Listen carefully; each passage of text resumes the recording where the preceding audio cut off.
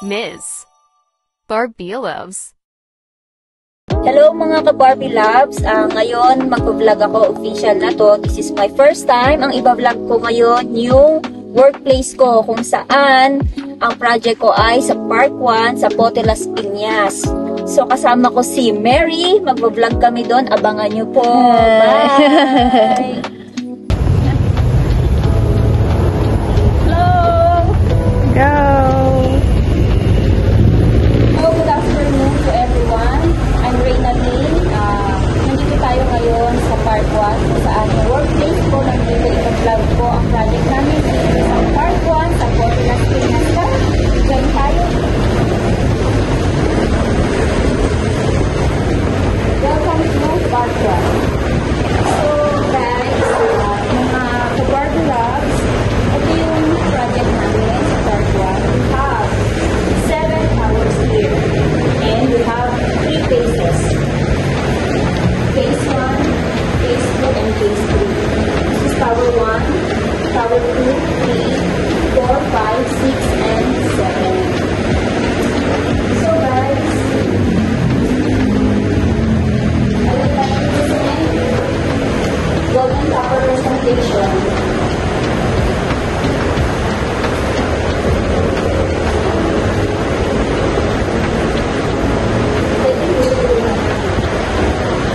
So, way back 2013, dito ko nag-start ang company profile namin.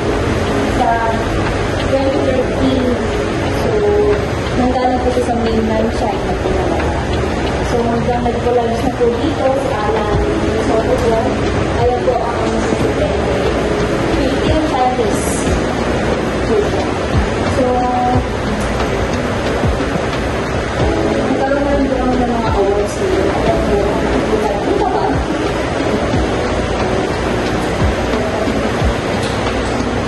So, yung part 1 po natin dito is Spanish-inspired po siya.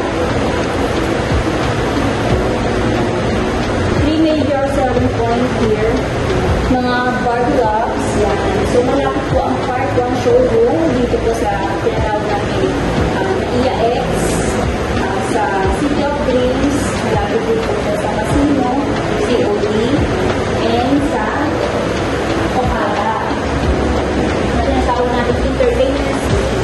So, dito po, may tatayo din po yung LR sa Pop Station, which is malapit lang po 3 minutes away from Park 1.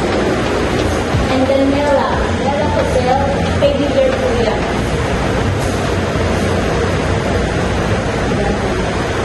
Ito po yung mga access na po nila ng Las Piñas. So, dito po isa-isa rin kita sa ito po yung nasawag natin Gold Coast Entertainment City na pamamayari ko ni Pilar, which is yung kanina nabanggit ko yung Mela Hotel. Doon po itatayo yung casino. So, ito po ang katibayan. Meron po ng certificate. Tinatawag na Project Development Environmental. So, kanina, nabanggit ko po mga ka-Barbie Loves na ito po yung development ng area namin. So, nakita niyo po sa auditorium, ito po yung simula sa Ambagan. And this is po sa C5, and this is the WO Community and Garden View. So, meron po siyang 21 floors. Area natin. Bakit 21 floor lang po? Kasi siyempre, meron po tayong mga rules pagdating dito sa Las Piñas. Hindi po pwede yung sobrang taas na mga building kasi malapit lang po tayo sa airport. So guys, so nakikita mo, dito magkakaroon po tayo ng sariling mall dito. Mga commercial area. So,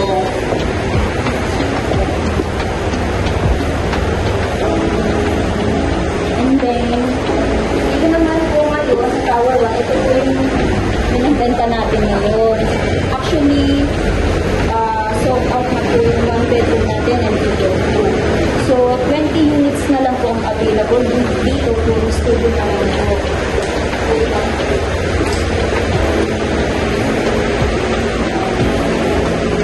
So, ito, Tower 1, ang 2 bedroom natin, 2 units lang po per floor. So, ang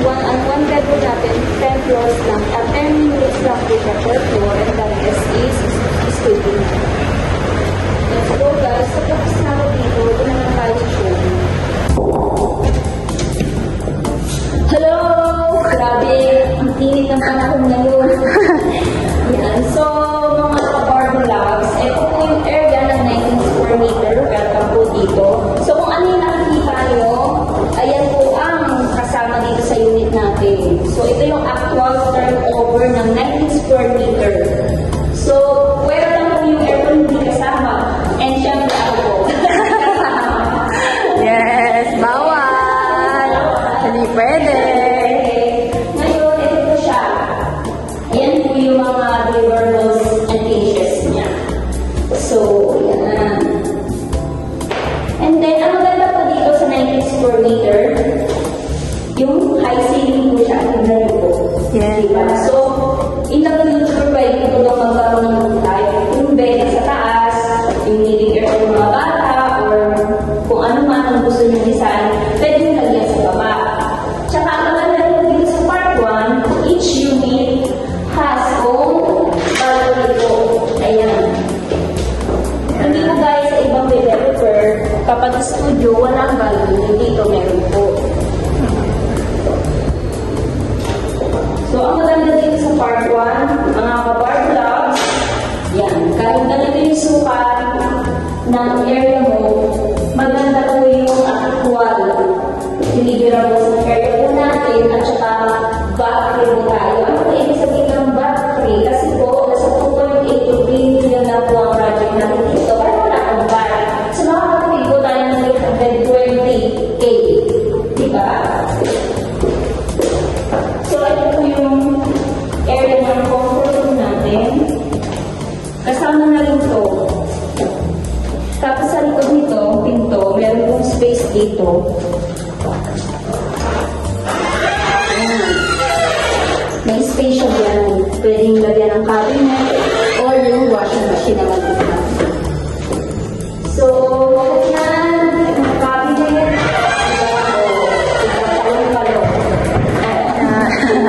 Yan, kasama siya. Laminated cabinet. Kasama buyan lahat. Kasama yung kuka. Meron din ito kasama yung lahat yan. So, sa nakita niyo po ngayon, hindi po siya naka-design. So, para makita niyo na ito yung actual. So, hindi siya naka-interior design. So, makikita ko natin kapag na-interior design natin, yun po sa one bedroom din po yung example. So, anyway, 19 square meter po pala ito. So, let's go, mga kabardo labs. Hello! Hello, mga ka-Barbie loves ulit. So, welcome to one bedroom showroom here sa Part 1, Las Piñas po. So, yan. Nakikita niyo naman po, ito yung living area. Ito po ang comfort room natin. Yan. Di ba bongga kapag pina-interior design na siya? So, ito yung, siyempre, master bedroom. Taran! So, ang maganda dito sa one bedroom is the same lang din po ng studio natin kasi high ceiling din po siya. Of course, hindi po mawawala ang balcony natin. Yan. Ang pinagkaiba lang ng design dito, dun sa 19 square meter kanina sa studio, pagpasok po natin, nasaan po ang kitchen? Katabi agad ng pinto. So, ito hindi po. Katabi, etong sa one bedroom, katabi niya yun sa balcony. So, kung nagluto kayo dito, buksan nyo lang to. Diba? Labas na yung usok dyan. So, yung sinabi ko po kanina sa studio, kasama ulit din yan. Kung ano po yung nakikita niyo. Yung cabinet kasama rin po. Yan. Ganitong-ganito po ulit yung turnover. So, may 2 bedroom po kami, kaso, sad to say po, hindi ko po mapakita kasi hindi pa talaga tapos yung final design nun. So, mga ka-Barbie Labs, para makita niyo yung view, akit po tayo sa taas naman. Sa view deck. So, mga ka-Barbie Labs, tara, akit tayo dito sa view deck natin.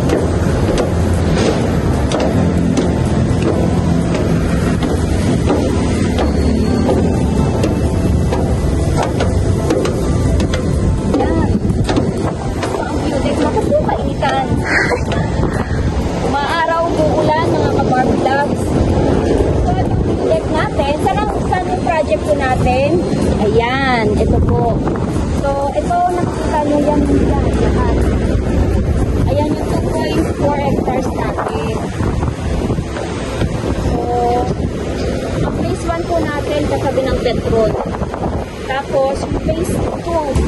item dito sa area ng market.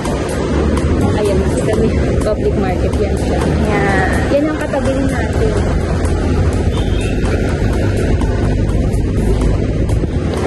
So, mga guys, mga ka-Barbie Love, ito yung sinasabi kong view of sea view dito. Ito yung daang Radgal. Dito naman yung sea view kung tawagin. So, ito naman yung magiging amenity area. So, mga ka-Barbie Loves, tawagan nyo lang po ako. Bibigay ko po yung contact number ko. Message nyo ako kung interesado po kayo mag-invest dito. Tara na po, hanggat bat free pa po tayo. Kasi syempre, ang kondo, tumataas po yan. So, invest na po kayo dito. Thank you. Hello mga ka-Barbie Loves. Ito po yung mga details natin sa 19 square meter. Yung price range po natin is nasa 2.n million po.